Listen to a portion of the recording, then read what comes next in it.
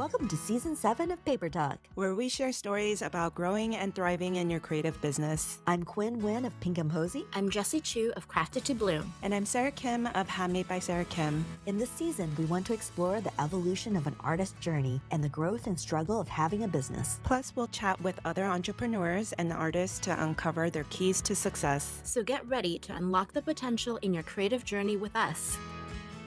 Hello, everybody. Welcome back to Season 7. This season, we are going to talk to Chris Mitchell. And Chris Mitchell was a coach for me back in 2023 when I was struggling a lot with my productivity. And you guys all know last Season 6, I dropped out a bit, popped in once or twice, but wasn't really there. And that's because I was literally struggling through my work-life balance. And so at one point, I felt I really needed help. And that's when I started looking around. The funny thing is, Facebook ads pop up when you need them to pop up. And I saw Chris's ad, a Zoom online coaching session. It was for 6 weeks, and it was a group coaching session that she was offering. And it was specifically for creatives as well.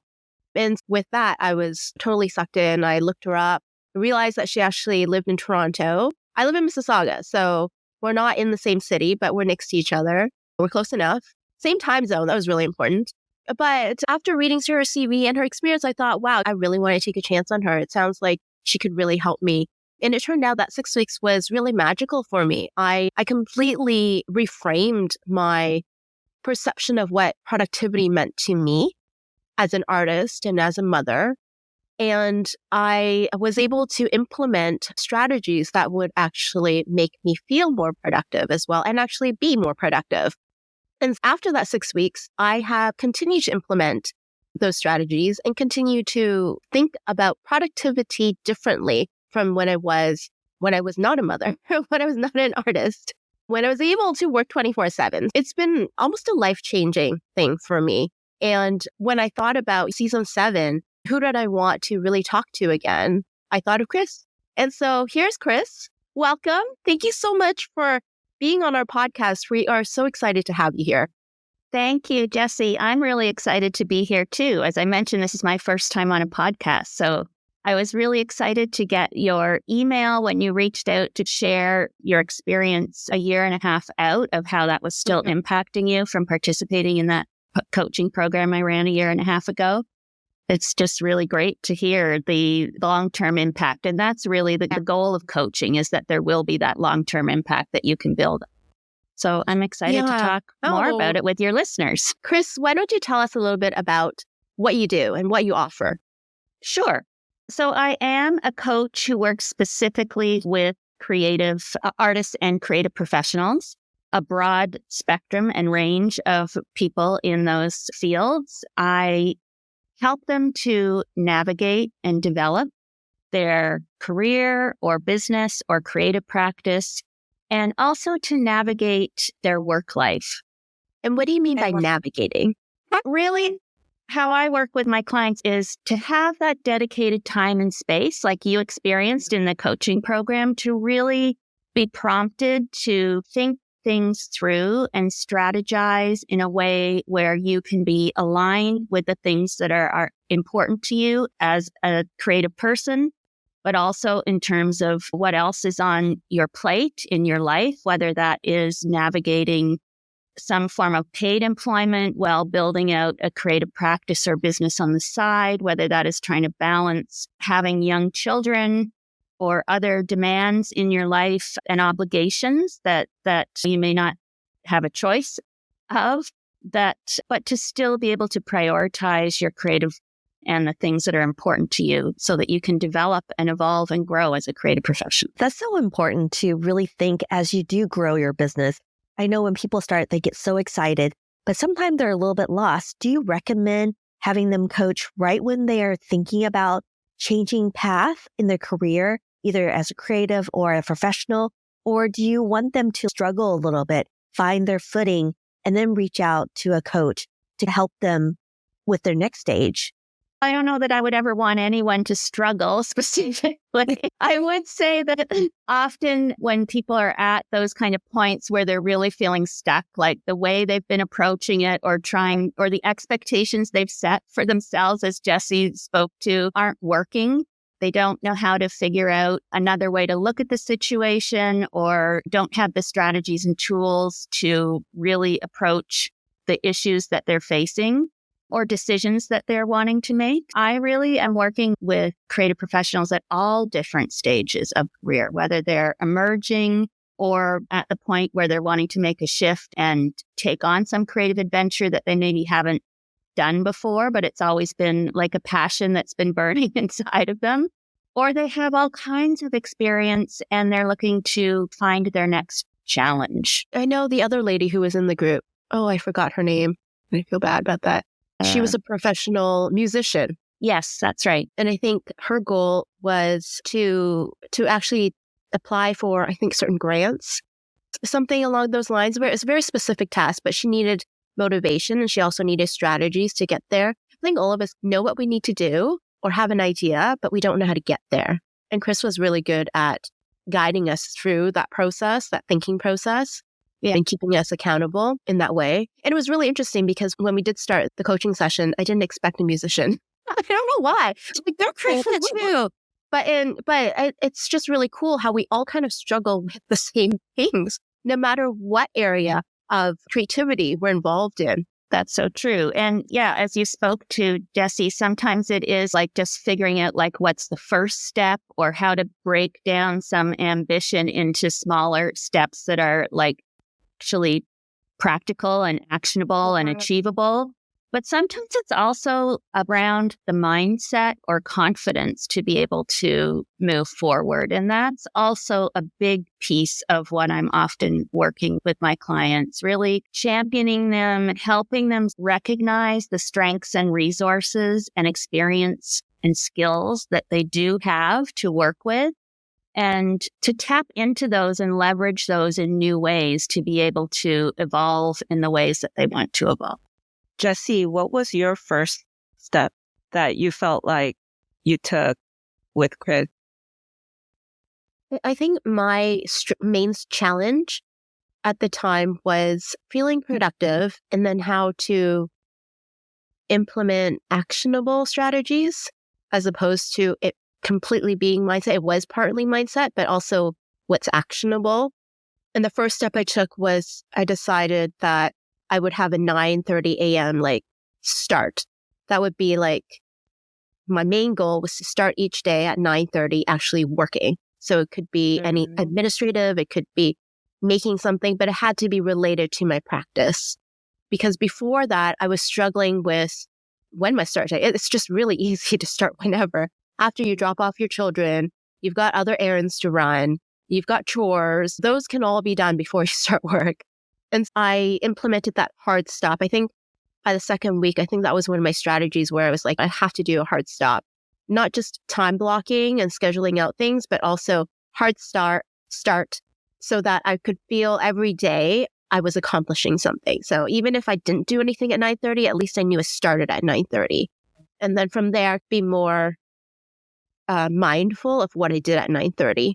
But it was, I think that's the thing with any self-employed person. If you don't have to go into a retail store that opens at 9 or 9:30, you're going to not have those hard and fast deadlines to meet. And those, I think when you're used to having those deadlines, it's hard not to live with them because then it's hard to find motivation to start.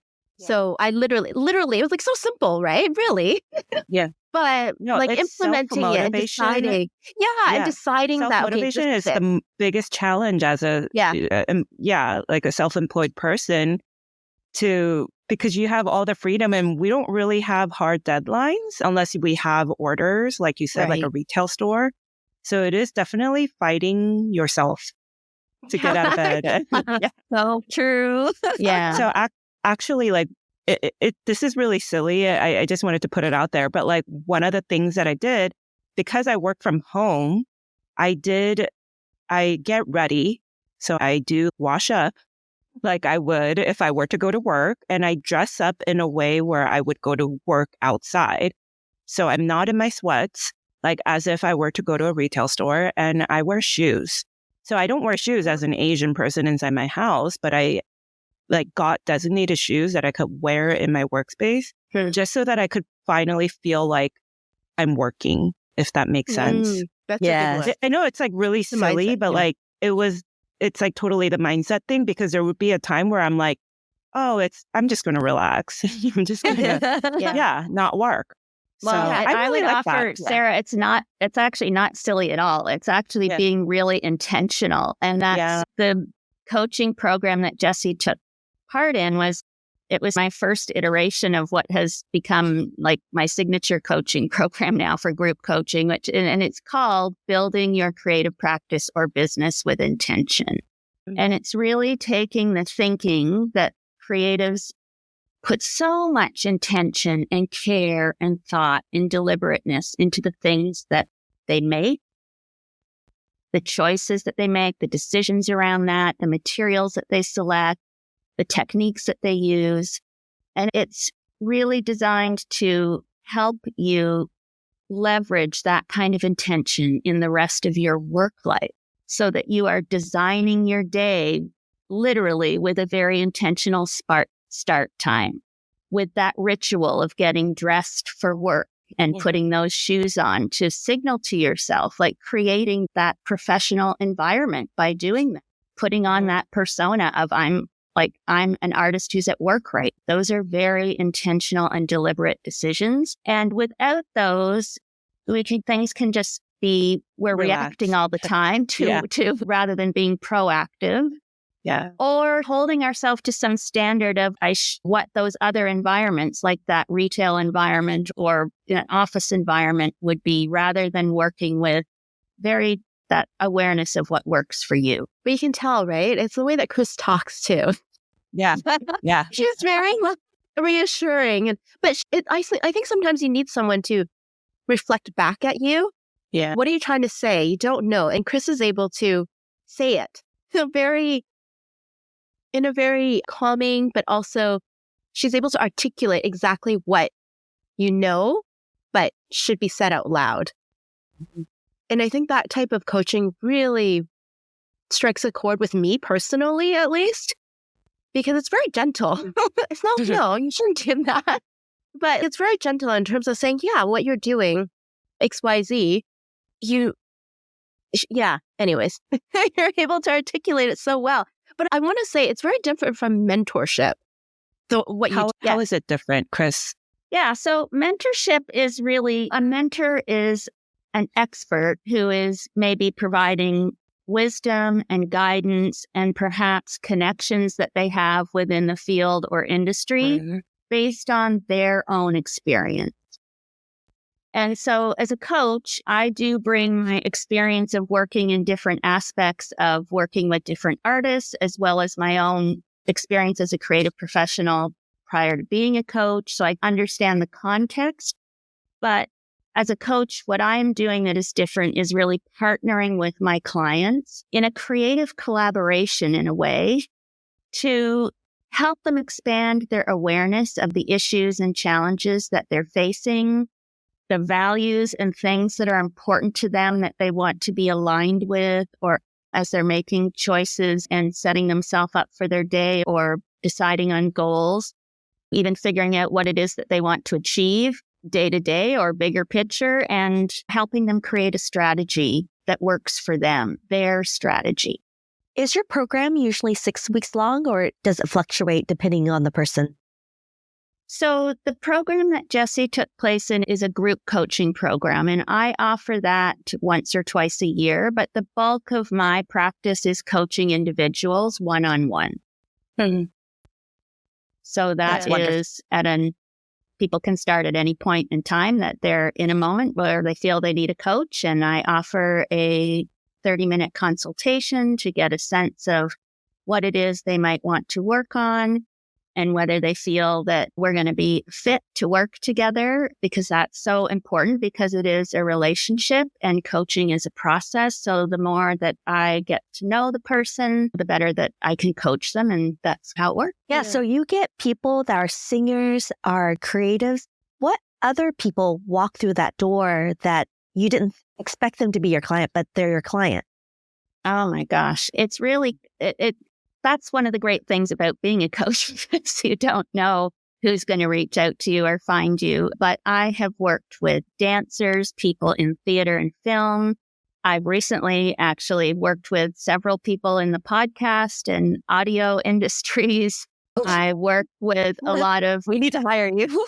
writers and authors. I've worked with people who are in design-based businesses, illustrators.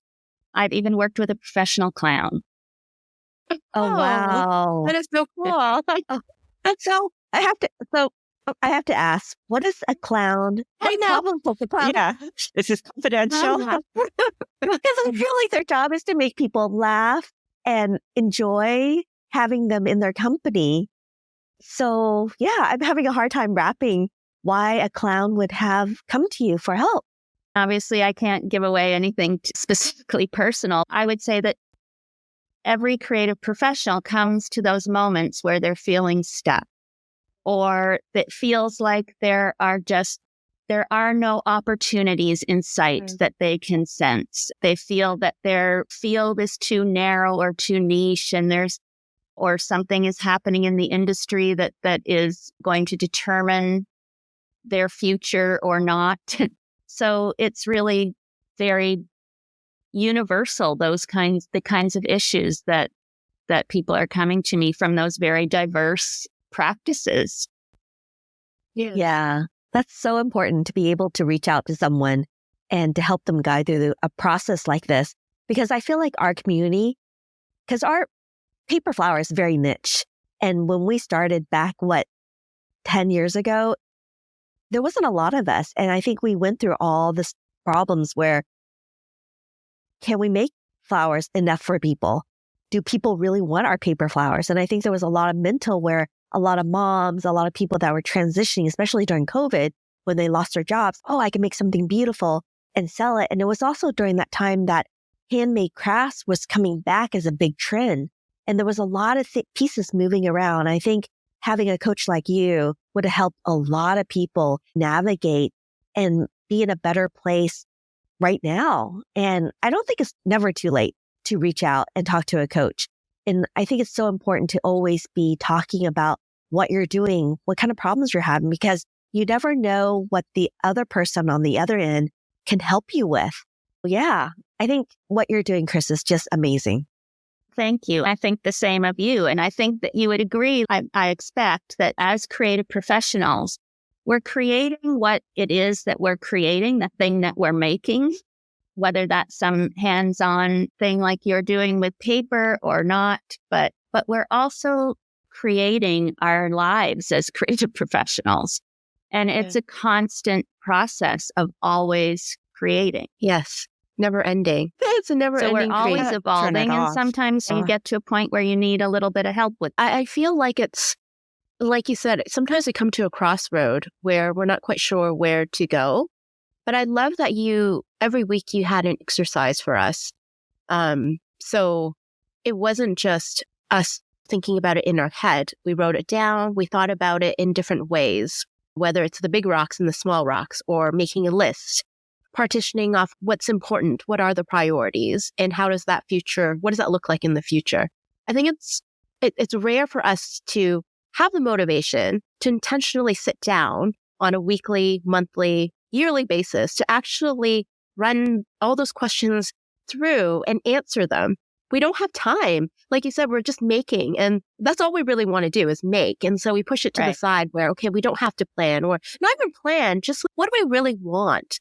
And I think having somebody like you who assigns you those exercises, they're not projects, they're literally exercises. You can spend as much time as you want on them or as little, but it's having somebody say, okay, let's do this together and intentionally think about it.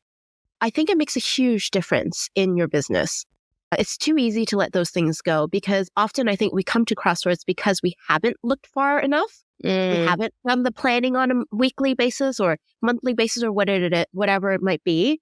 We're just so involved in what's in front of us that we don't look ahead. And I think everyone knows what those questions are, but we don't know how to articulate them. And I think, Chris, you were really good at giving us exercises that helped us visualize. I think visualize what we actually prioritize, meaning what did we actually want? And then from there, figure out the steps to get there. And I think without that, I would have struggled to try to do that myself because I'm not accountable. It's so easy to okay, I'm just going to spend an hour, I'm going to write this list out. But then what do I do with it? And what steps to get there? Because I know some people also need more guidance in terms of breaking down the steps. It's very overwhelming sometimes. Yeah. And so I actually think having a coach at any stage of your creative practice, or not even creative, but your business or your life coach. I know you're generally just a life coach too. I think that's really helpful when you feel out of touch with everything, you're just on that hamster wheel.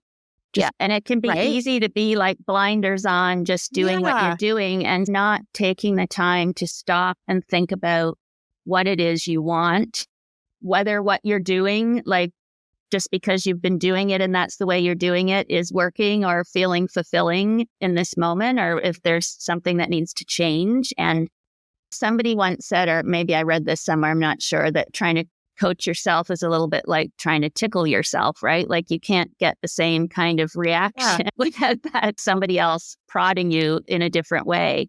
So that is how coaching works. When I'm working in a longer term way with clients one-on-one, I'm really hoping to help them build those practices into their practice so that they are taking the time to reflect and to ask themselves some of those questions and to build their own practice of kind of checking in and having that time so that they're not relying on me ultimately. Hopefully, I'm coaching myself out of a job and they are developing those kinds of, I do like to refer to it as practices within your practice that support what you're doing, that support you to move forward.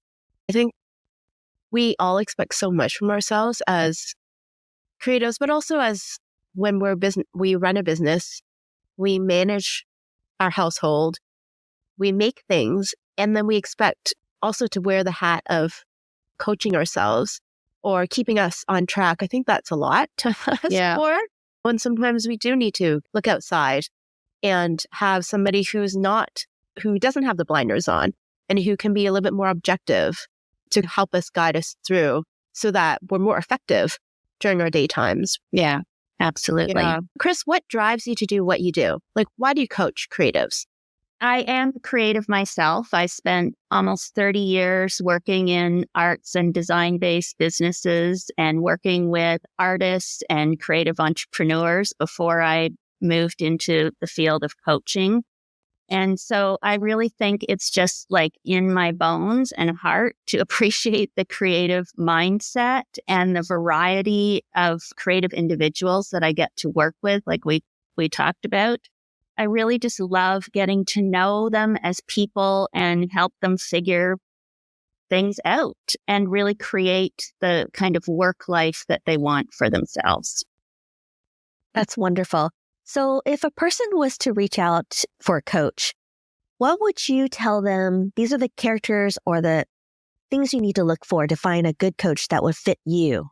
I would say to take advantage of most coaches offer discovery sessions or introductory consultations. I do that. So it's really good to just connect with the person, be able to share a little bit about what it is that you are struggling with or hoping to get out of working with a coach. Sometimes people come to me in those sessions and what they are really looking for is consultant. Somebody who's going to give them advice. And that's not what I do. So really, having a clear sense of what it is that the coach is offering and how they work with clients to see if that is something that sounds like something you would be willing to engage and invest in, because it is an investment. I would say do some test drives. That's great advice.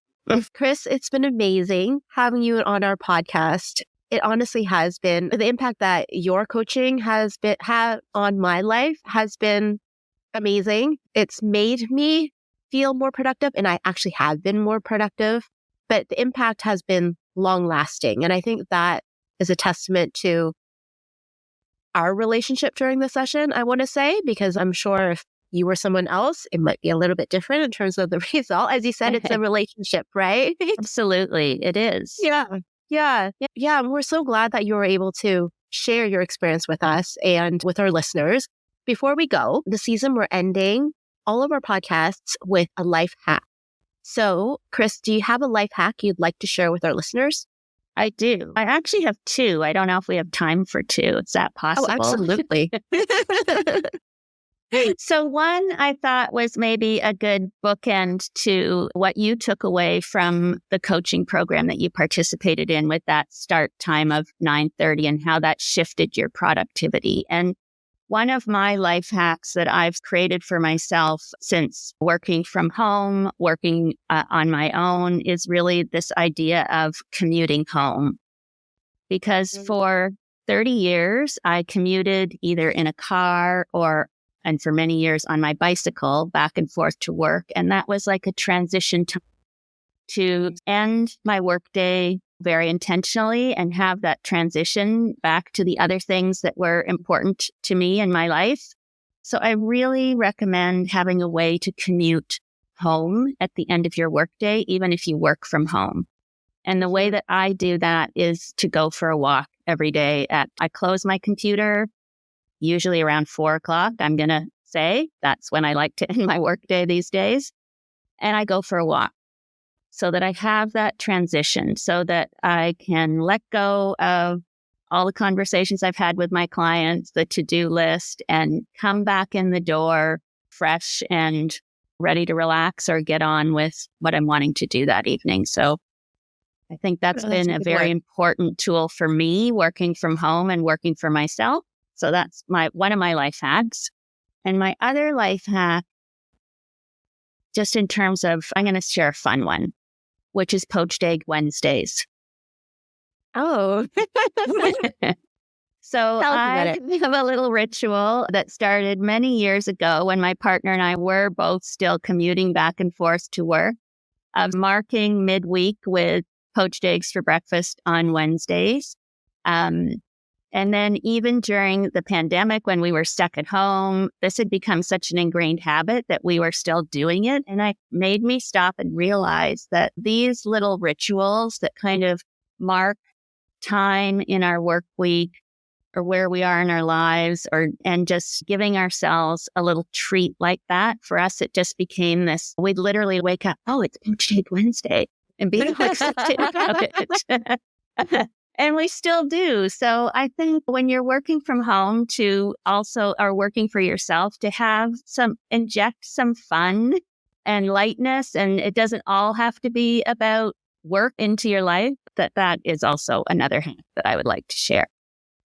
Do you have a tip to make the perfect poached eggs? Yeah, I was going to ask that. Sure, I will. Don't put the eggs in until the water boils. As soon as it boils, turn it right down to the lowest heat. Then crack your eggs and cook them for as long as it takes for the toast to toast. Oh, nice. They will turn out perfectly every time. Love that. I'll have to try that. Do you do one egg at a time, or do you do multiple eggs at a time? And because there's a method where you do the tornado in the water. I don't know what that is. I don't add vinegar. The pot's a mess to clean up. But yeah, no, I don't know what the tornado is. But I do cook 3 at a time, because I usually have 1 and my partner has 2. Wonderful. How do you try it? Somehow I knew that would be a hit. Yeah. I like that. How about you, Sarah? Do you have a hack for us this week? I feel like I just shared it with the whole idea of wearing my shoes to my workspace. Yes. So I think my life hack is just, treating your work from home craft business or art business as a professional business in the sense that if you were to go to a job that you have an employer, you would be appropriate. I guess there's some jobs out there that you can wear sweats to, but the idea of getting ready, and I think when I am in sweats, when I am in bed, working from bed, I am definitely not productive whatsoever. I think I spend most of my day just scrolling on my phone just for fun. So I think treating myself like I'm going to work. And I guess my real life hack that I haven't even been implementing, there was a time where I had a friend that gave me an advice telling me that I should clock in. So there is an app that I do have on my computer and I never clock in anymore. But there was a time that I would, and it really made me look at, I could see what time I was working at, and that would make me feel encouraged or motivated, right? Because I'm like, wow, I did so much work, or I'm like, good, I need to work on more stuff because I barely worked an hour or whatever. So it was really like official. I think the more you treat yourself more official, the more official you'll be. I don't know if that made sense, but yeah, I think, the app is, I think it was called Toggle.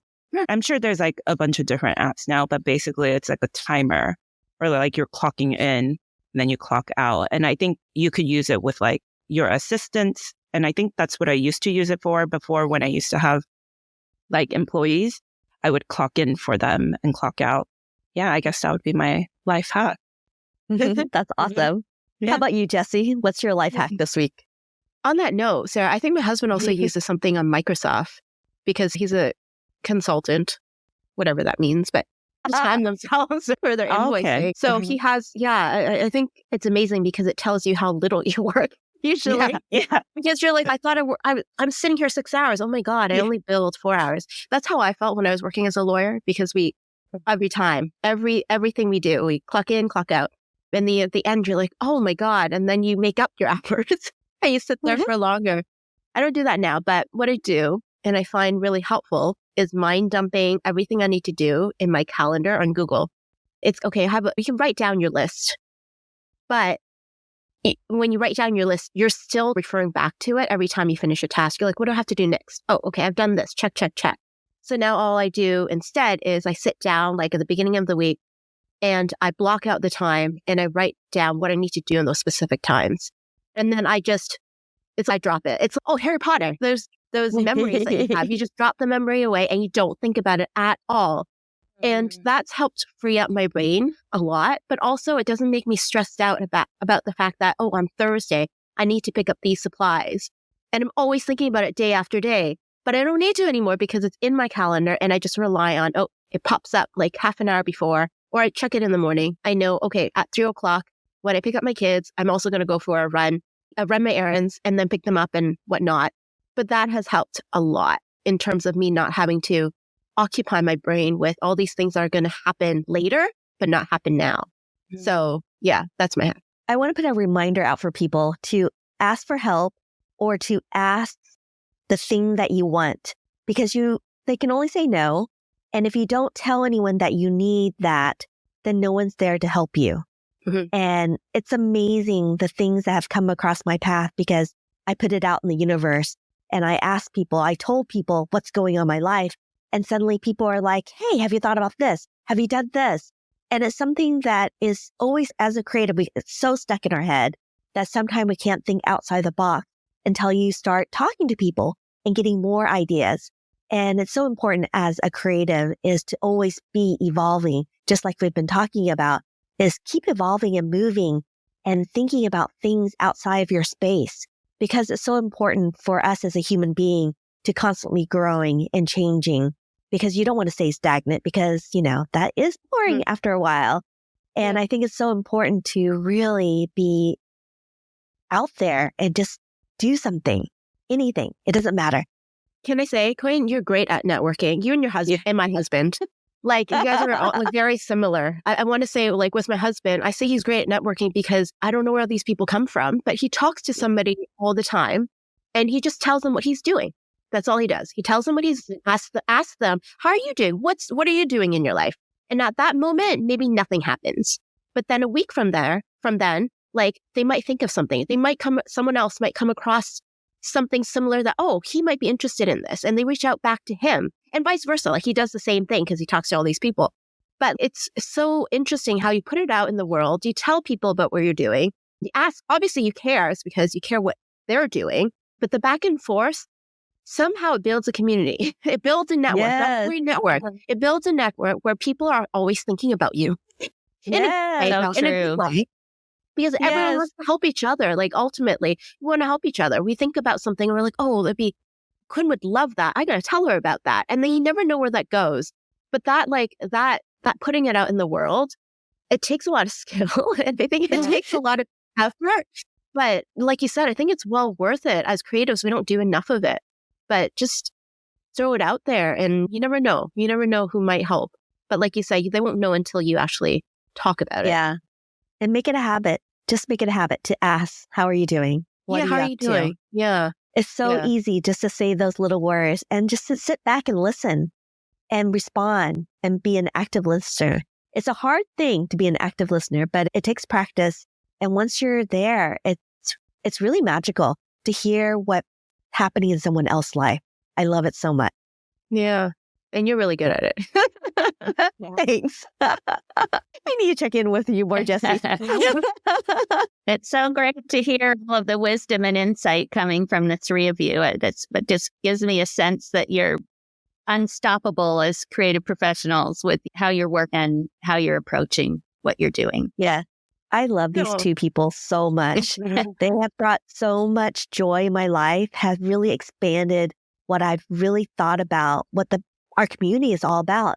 I have to say, I did not reach out to Jessie or Sarah. Sarah and Jessie reach out to me. It's magical. It works two ways, and you never know what type of friendship you'll have by just reaching out and say, hey, I'm in town. Let's meet up. Yeah. I love it. Yeah, it's true. Thank you so much, Chris, for stopping by. Thank you. Chris, thank you so much for joining us for this particular episode. We really enjoyed your conversation, and I hope everyone that's listening to this episode will reach out to Chris, check out her website. We'll leave some notes in the show notes to talk about where you can find more information about her. And if you need some coaching, I feel like Chris would be a great match for any creative that listened to this particular podcast. Thank you, Chris. Thank you. Thank you so much. I really enjoyed speaking with all of you.